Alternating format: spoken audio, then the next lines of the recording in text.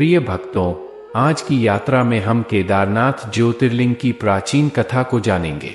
पौराणिक मान्यताओं के अनुसार केदारनाथ ज्योतिर्लिंग की दो कथाएं प्रचलित है, जिसमें एक कथा महाभारत से संबंधित है और दूसरी कथा शिव पुराण में बताई गई है।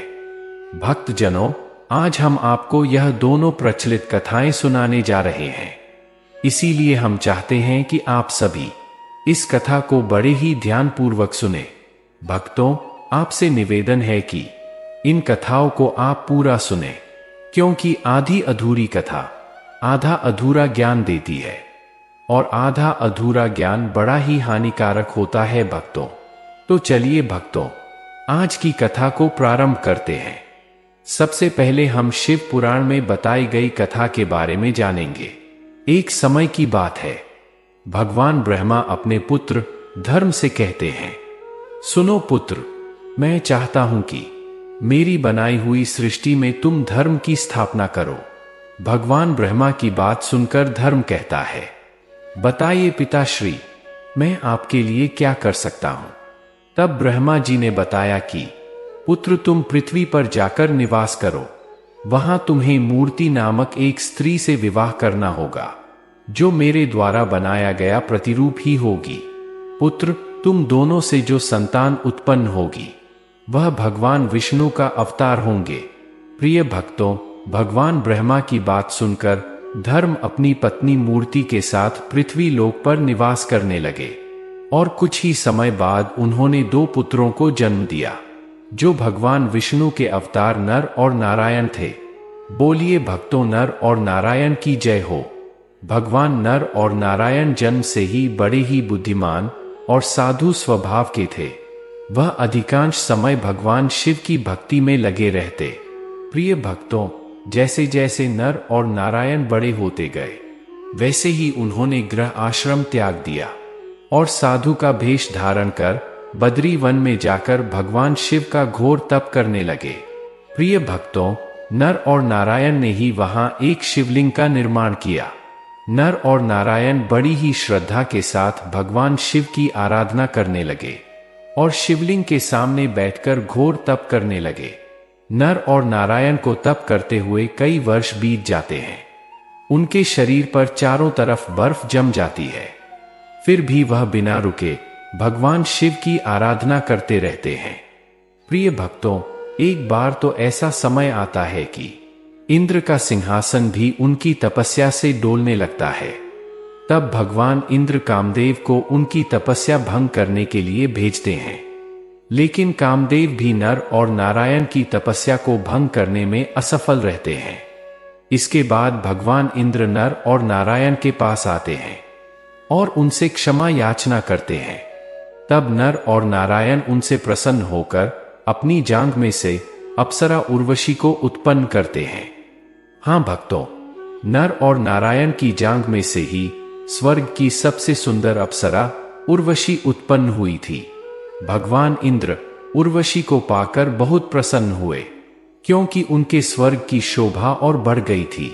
और साथ ही में भगवान इंद्र को भी पता लग जाता है कि इनकी तपस्या को भंग करना अब संभव नहीं है।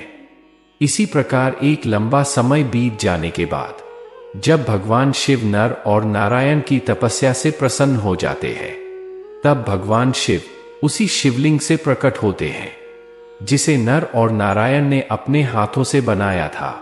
प्रिय भक्तों, भगवान शिव कहते हैं, आंखें खोलो ऋषि श्रेष्ठ। भगवान शिव की वाणी को सुनकर नर और नारायण ने अपनी आंखें खोली और भगवान शिव को देखकर उनकी आंखों में आंसू आ गए। तब भगवान शिव ने उन्हें वरदान मांगने के लिए कहा। इस समय नर और नारायण ने कहा, हे प्रभु, हमारी इच्छा तो सदा से ही जन कल्याण की रही है। हे प्रभु, हम चाहते हैं कि आप सदैव यहाँ निवास करें। जो कोई भक्त आपके दर्शन करे, वह सदा के लिए दुखों से मुक्त हो जाए और उन्हें आपकी शरण प्राप्त हो। भगवान शिव ने मुस्कुराते हुए कहा, तथास्तु। भगवान शिव ने अपनी प्राण ज्योति उस शिवलिंग में प्रदान की और कहा कि आज से मैं सदैव यहाँ निवास करूंगा। जो भी भक्त सच्चे दिल से मेरी आराधना करेगा, उसे मैं अवश्य ही आशीर्वाद प्रदान करूंगा। इतना कहकर भगवान शिव अंतर्ध्यान हो गए। प्रिय भक्तों, नर और नारायण भी वहां हिमालय के पर्वतों में चले गए। इसी कारण आज भी वहां दो पर्वतों को नर और नारायण नाम से जाना जाता है। प्रिय भक्तों, यदि आपको कभी भी केदारनाथ जाने का अवसर मिले तो नर और नारायण पर्वतों के दर्शन अवश्य करना। प्रिय भक्तों, इसी प्रकार सबसे प्रसिद्ध ज्योतिर्लिंग केदारनाथ ज्योतिर्लिंग की स्थापना हुई थी। बोलिए भक्तों, केदारनाथ ज्योतिर्लिंग की जय हो, भगवान शिव की जय हो, नर और नारायण की जय हो। प्रिय भक्तों, अब हम आपको केदारनाथ ज्योतिर्लिंग से संबंधित दूसरी कथा सुनाने जा रहे हैं, जो महाभारत काल में मिलती है।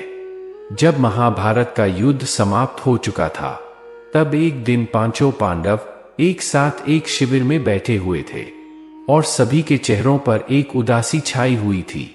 तब भगवान श्री कृष्ण वहां पहुंचे और भगवान श्री कृष्ण ने कहा, क्या हुआ महारथियों, आप सभी के चेहरे मुरझाए हुए क्यों हैं? तब अर्जुन ने भगवान श्री कृष्ण से कहा, हे माधव, हमने अपने भाइयों की हत्या की है। इस पाप से हम किस प्रकार मुक्त हो सकते हैं? तब भगवान श्री कृष्ण कहते हैं, सुनो पार्थ, आप सबको भ्राता मृत्यु के पाप से मुक्त होने के लिए भगवान शिव की शरण जाना होगा, क्योंकि केवल महादेव ही है जो मृत्यु के पाप से मनुष्य को मुक्त कर सकते हैं। प्रिय भक्तों, श्री कृष्ण का आशीर्वाद लेकर पांडव भगवान शिव को खोजने के लिए काशी की ओर निकल पड़े।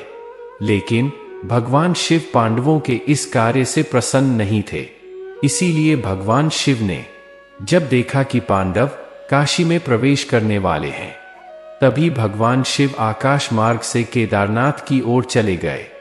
प्रिय भक्तों, पांडव जब काशी पहुंचे तो उन्होंने भगवान शिव को चारों ओर खोजा, लेकिन पांडवों को भगवान शिव वहां कहीं नहीं मिले।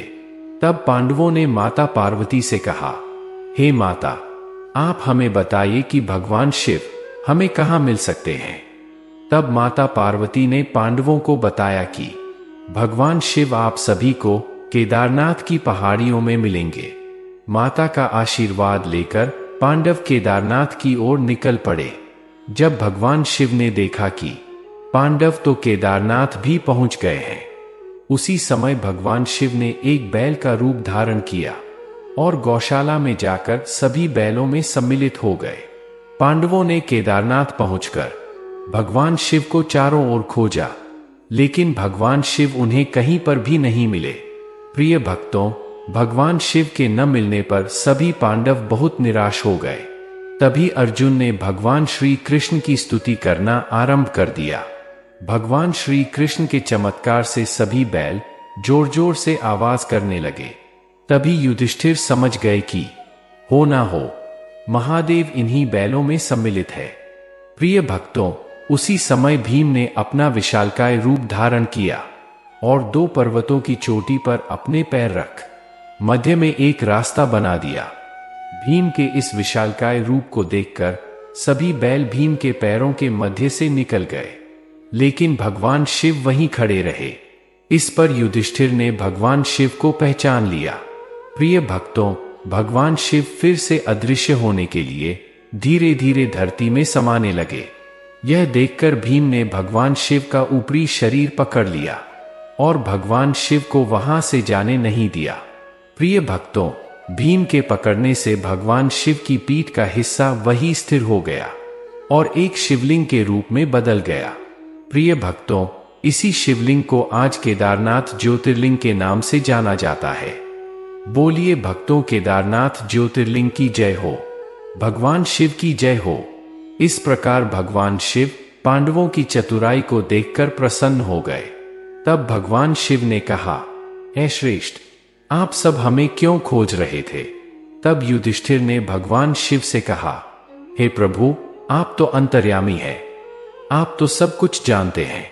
तब भगवान शिव ने पांडवों को आशीर्वाद देते हुए कहा, आप अपने प्रियजनों की हत्या के पाप से मुक्त होते हैं।